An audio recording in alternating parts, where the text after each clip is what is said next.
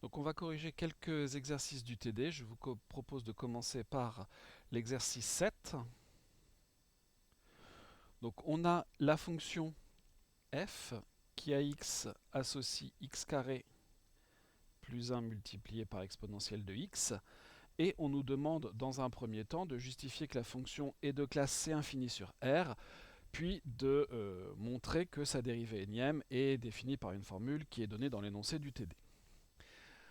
Il s'agit ici d'un produit de deux fonctions. Donc on a l'exponentielle qui, elle, est C infini sur R. Ici, on a une fonction polynomiale qui, elle aussi, est C infini sur R. Donc par produit, f est C infini sur R. Je devrais mettre un petit 1 parce que c'est la première question. Ça, c'est pas difficile.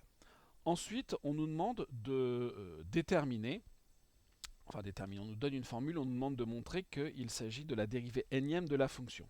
On va procéder par un raisonnement par récurrence. Donc on se donne un entier n,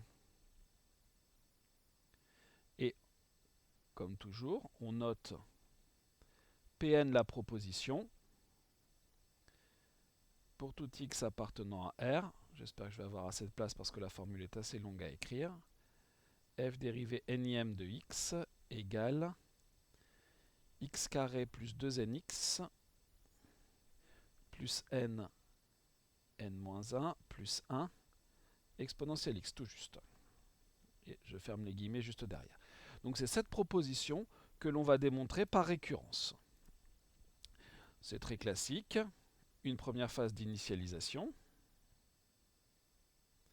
Qu'est-ce qui se passe pour n égale 0? Je prends un réel x. Je dois calculer f dérivée 0 fois de x. Et par convention, ça c'est f de x. Et d'après l'énoncé, ça c'est x carré plus 1 exponentielle de x. Pas de problème là-dessus. Ensuite, je vais appliquer la formule avec n égale 0, ce qui me donne x carré plus 2 fois 0 fois x. Alors je détaille beaucoup, plus 0 facteur de 0 moins 1 plus 1 exponentielle x. Et donc ça va me faire x carré plus 1 exponentielle x. Il y a égalité. Donc, on peut en conclure que la proposition P0 est vraie. On a initialisé notre raisonnement par récurrence. Ensuite, deuxième phase, la phase d'hérédité. On va se donner un réel cas pour lequel la proposition PK est vraie. Notre objectif dans cette phase d'hérédité, c'est de montrer que, sous ces conditions, la proposition PK plus 1 est vraie aussi. Pour ça, je vais me donner un réel x. Voilà, on sait que la fonction est de classe C infinie, donc pas de problème, je peux calculer la dérivée k plus unième de f. Donc je vais faire ce calcul. Comment est-ce que je l'obtiens? La dérivée km que je vais elle-même dériver. Et donc, j'aurai, c'est un produit. Alors, je rappelle ici, on a donc, ça sera notre hypothèse de récurrence, on a donc f dérivée k fois en x est égal à x carré plus 2kx plus k facteur de k moins 1 plus 1 exponentielle x pour tout réel x. Donc ici en fait on a un produit, ça va être ma fonction u multiplié par ma fonction v. Donc je vais avoir u', 2x plus 2k, et tout le reste c'est une constante. Donc je n'ai que ça comme dérivée, multiplié par v plus u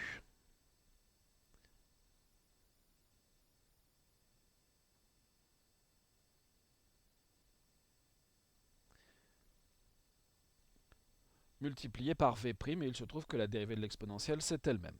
Bon, je peux mettre l'exponentielle en facteur.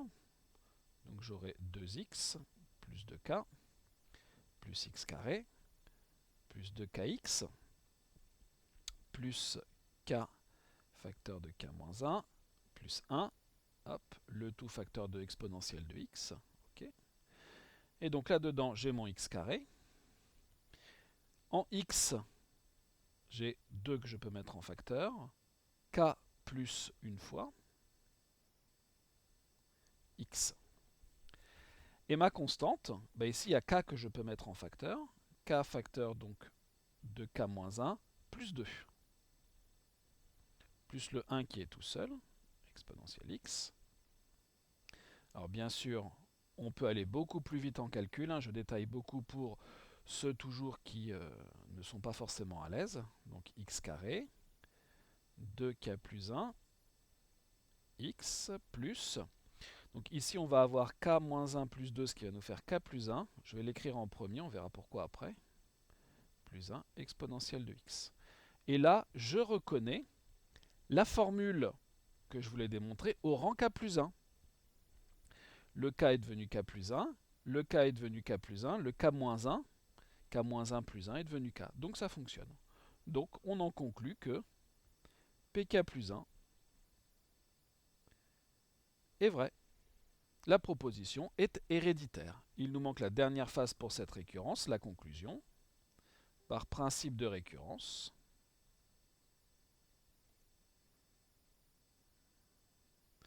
on en déduit que la proposition Pn est vraie pour tout entier n.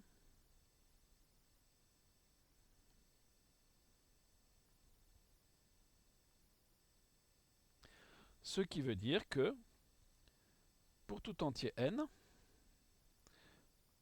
pour tout réel x, la dérivée nième de f en x, ça sera x carré plus 2nx plus n facteur de n moins 1 plus 1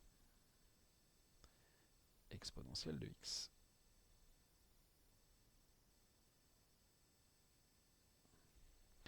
Et voilà pour la première question de cet exercice 7. Je reviens un petit peu dessus. Voilà. On va passer maintenant à la deuxième question, où là on a une autre fonction. Et pour cette autre fonction, il va falloir déterminer la dérivée nième de g. Là, on ne nous aide pas. Donc on va voir comment faire. Évidemment, il va y avoir de la récurrence dans l'histoire. Donc nouvelle feuille pour la deuxième question. La fonction g, elle est définie comme la fonction qui a x associe 1 sur x plus 2, qui est le quotient de deux fonctions de classe c infini sur R privé de moins 2. Le dénominateur ne s'annulant pas en moins 2, c'est réglé. Donc g est de classe c infini sur R privé de moins 2. On peut utiliser pour ça l'un des théorèmes du cours qui dit que toute fonction usuelle ou alors fabriquée à partir de fonctions usuelles par produit, quotient et ainsi de suite est de classe C infini sur son ensemble de définitions. On n'oublie pas que là-dedans, les fonctions usuelles n'incluent pas la racine carrée et la racine carrée, la valeur absolue et la partie entière. Mais les autres fonctions usuelles sont de classe C infini sur leur ensemble de définitions. N'hésitez pas à vous reporter au théorème du cours pour cela. Il nous faut ensuite calculer la dérivée nième de g. Donc là, il y a plusieurs choses que l'on peut imaginer. On peut se référer à la première question, sauf que là, on ne nous donne pas de formule toute faite qui nous permettrait de nous lancer dans une récurrence. C'est pas très grave. On peut conjecturer cette formule. Donc on a g de x. Alors, prenons d'abord un réel.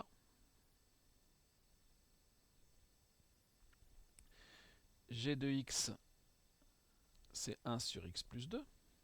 Pas de problème. Ensuite, on va avoir... alors ça, je dis pas de problème, on va quand même le réécrire parce que ça nous sera sans doute plus facile derrière pour faire le calcul de la dérivée. Ça, c'est la même chose que x plus 2 à la puissance moins 1. Du coup, j'écris ça comme une puissance et ça sera un petit peu plus simple. G' de x, j'applique ma formule de puissance. J'aurai donc moins 1 multiplié par la dérivée de x plus 2 qui est 1, multiplié par x plus 2 à la puissance moins 1 moins 1. Je détaille beaucoup, mais bien sûr on peut aller plus vite. Ce qui nous donne moins 1 à la puissance moins 1 pardon, multiplié par x plus 2 à la puissance moins 2. On peut regarder la dérivée seconde. Donc j'aurai toujours mon moins 1, multiplié par moins 2, la valeur de la puissance, multiplié toujours par la dérivée de ma fonction u. Ça, je ne l'ai pas dit, ou je ne sais plus si je l'ai dit, mais ça c'est de la forme u à la puissance n. Et on se rappelle que la dérivée de u à la puissance n, c'est n multiplié par u', multiplié par u à la puissance n-1. Donc, ici, donc multiplié par x plus 2 à la puissance moins 2 moins 1, ce qui va nous faire moins 3. Donc on aura 2 facteur de x plus 2 à la puissance moins 3. Regardons ce qui se passe pour la dérivée troisième. J'aurais pu mettre trois petites apostrophes, mais on va l'écrire comme ça maintenant. Je dérive cette fonction-là, donc j'aurai 2 fois moins 3, multiplié toujours par 1 que je ne vais pas réécrire, multiplié par x plus 2 à la puissance moins 3 moins 1, c'est-à-dire moins 4. En d'autres termes, ici j'aurai moins 6, x plus 2 à la puissance moins 4. Bon. Si on va aller un petit peu plus loin, voilà, j'en fais beaucoup pour s'entraîner au calcul de dérivées, mais avec tout ça, on espère qu'on va pouvoir faire notre conjecture. Donc ici, on aurait le 6. Le 6, on l'a obtenu en faisant 1 fois 2 fois 3. Si on va multiplier par 4. Donc moins multiplié par moins, ce qui va nous faire plus. 4 fois 6, x plus 2 à la puissance moins 5. C'est-à-dire 24 x plus 2 à la puissance moins 5. Et ainsi de suite. Qu'est-ce que l'on peut conjecturer pour notre formule? On peut émettre la conjecture suivante, qui est que pour tout n appartenant à n, pour x bien sûr dans R privé de moins 2,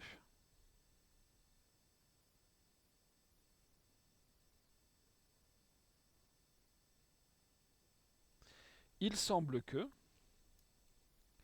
la dérivée nème de g en x, ce soit quoi? Mais ici, on a déjà des successions de moins 1 plus 1, moins 1 plus 1, qui nous font penser à du moins 1 puissance n. Ensuite, on a des nombres, on avait 1, ici, qui ensuite a été multiplié par 2, puis par 3, puis par 4, et si on allait plus loin, ça serait multiplié par 5, et ainsi de suite, 1 fois 2 fois 3 fois 4 fois 5. On peut raisonnablement penser à factoriel de n. Ensuite, très clairement, on aura x plus 2 à une certaine puissance, et si on regarde, ici, on est à la dérivée quatrième, la puissance c'est moins 5, la dérivée troisième, la puissance c'était moins 4, donc ici, on peut raisonnablement penser à moins n moins 1. Voilà la formule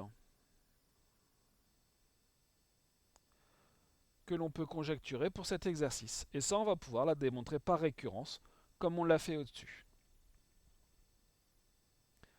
On la montre par récurrence. Je vous propose d'appeler Pn la proposition. Eh bien, alors, pour tout x appartenant à R privé de moins 2, la dérivée nième de g, ça sera moins 1 puissance n factoriel n, x plus 2 à la puissance moins n moins 1. Voilà. L'initialisation, en fait, elle est déjà faite puisque c'est cette initialisation et ces premiers calculs qui nous ont permis d'émettre cette conjecture. Donc l'initialisation, elle est déjà faite. On l'a même faite plusieurs fois. Et on peut conclure facilement que P0, P4 sont vrais. Passons à l'hérédité. On prend un entier K pour lequel P de K est vrai. C'est-à-dire que pour tout x appartenant à R privé de moins 2, la dérivée km de g en x, c'est moins 1 puissance k factoriel de k, x plus 2 à la puissance moins k moins 1. Alors, il ne me reste pas trop de place, je vais essayer d'écrire pas grand. Donc je me donne x appartenant à R privé de moins 2. Je vais calculer la dérivée k plus unième de g en x, c'est-à-dire que je vais dériver cette fonction-là. Donc j'aurai mon moins 1 puissance k, j'aurai mon factoriel de k, qui sont des constantes, et ensuite il va falloir que je dérive ça. Donc ça va être multiplié par moins k moins 1, multiplié par, alors la dérivée de x plus 2, c'est-à-dire 1, multiplié par x plus 2 à la puissance moins k moins 1, moins 1.